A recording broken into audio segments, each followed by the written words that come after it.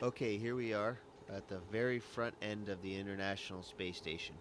This is the forward end of Node 2, and this is right behind this hatch is the PMA, the pressurized mating adapter, to which the space shuttle docks whenever the next space shuttle comes. You can see we have our flags up here at the most forward part. It's a 15 nation partnership, this International Space Station. So we'll start with the Node 2.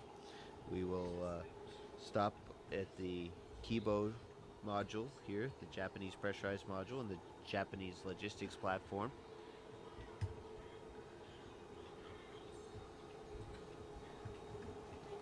We'll stop back there in a second.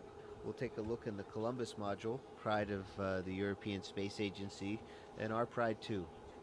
And then you can look down the stack, and you can see several other modules, and even into the a little bit into the functional cargo block, the FGB, and then the service module. So it's a really big space station that we got. Welcome to Kibo. Please enjoy and relax in this brand new, the most spacious and quietest room in the ISS.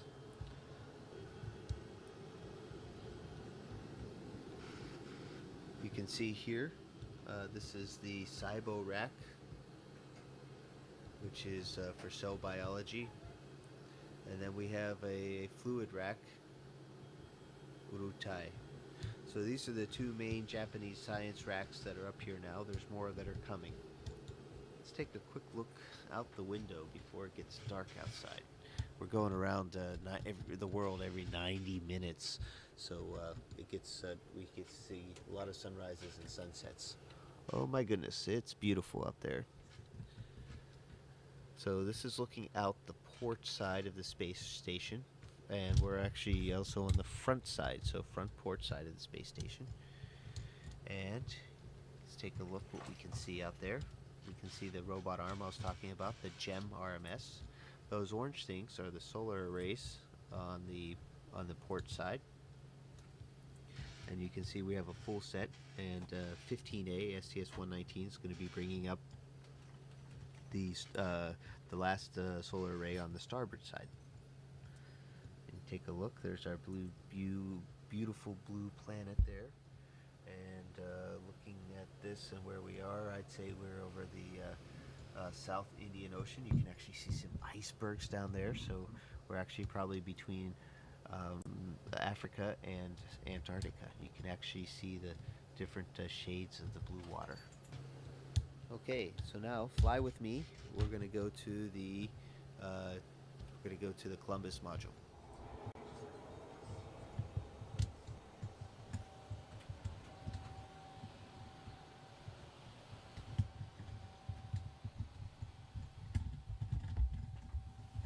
Here we are in the Columbus module.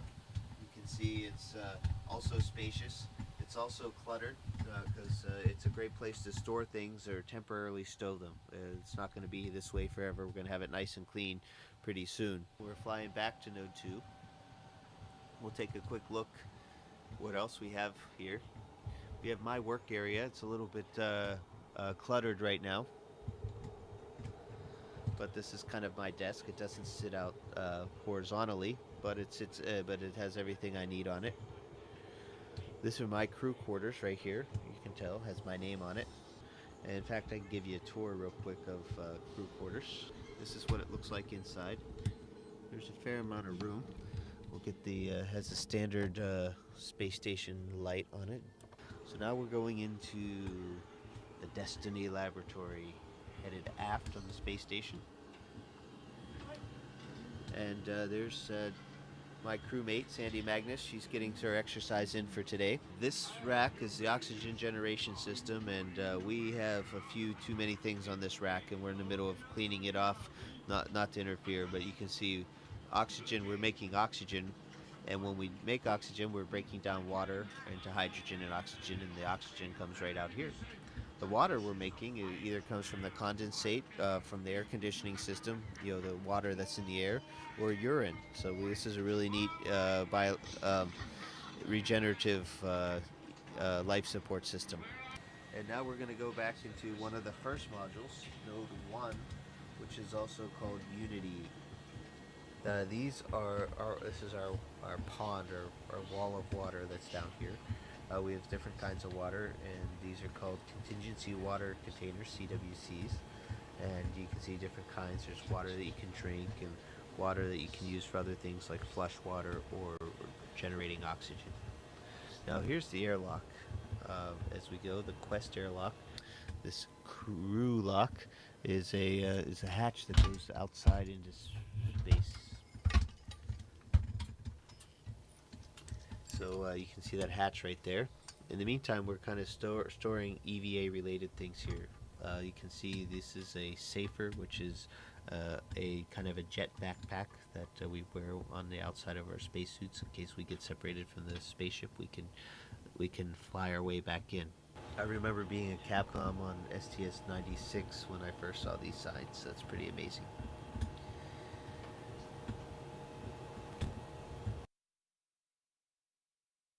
And we're floating into the Russian side of things. First and foremost, we are now in the pressurized adapter part of the functional cargo block. We call it the GA, and it's also a docking port down below. As you carefully look down below, you can see the hatches, and inside that what you can see in front of us is the docking mechanism for the Soyuz. Come on up. It's very compact and not a lot of room. Makes it very efficient. Now Yuri's been busy unloading the Progress. We just finished an EVA, so things here in the functional cargo block are very functional right now and very cargo-y.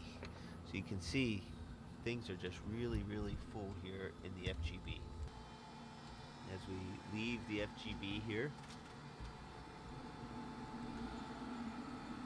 and go into the docking compartment. Docking compartment is another one of those vertical looks, and it's a kind of a misnomer. It's not just docking compartment, but it's also a airlock. So Yuri and I went out in these two spacesuits a few weeks ago and went into open space and had a spacewalk. Continuing on down through here, and we'll stop here on the way back, is our Progress cargo vehicle. The Progress is a cargo ship, unmanned, uncrewed, nobody driving, and has the same kind of docking compartment. It's very much based on the Soyuz design, except it doesn't have any re-entry capability. And we're going to take a look outside. And this is the hatch that I opened up and went outside for a spacewalk, and we're looking aft on the space station. There's a ladder, some solar panels. We're looking at the service module, Zvezda, and looking at our beautiful planet Earth. Let's see if we get a nice little view here of Earth. A little small treat, because no tour of the space station would be complete without it. Last but not least, in the service module, Zvezda, which means star, it's the heart of the space station. It's where we used to have the only place where we could create oxygen and live with the carbon dioxide removal system, as well as a place to eat and sleep. There's my crewmate, Yuri Lonchikov, exercising on the treadmill with vibration isolation system, the TVIS. So this is our eating area. There's our table. And we're just getting ready for lunch. There's our water dispenser right there, Russian style. And our controller for the water dispenser.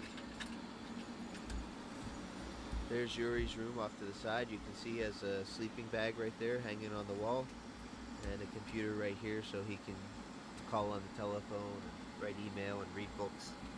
And relax in the evenings a little bit, because we have long days up here. This is a surprise visit that you guys are paying on us today. So things aren't cleaned up, but they're real. This is exactly how we work and live in space. And that'll wrap up the tour. This is the International Space Station. A very good example of what human beings can do when we work when we work closely together.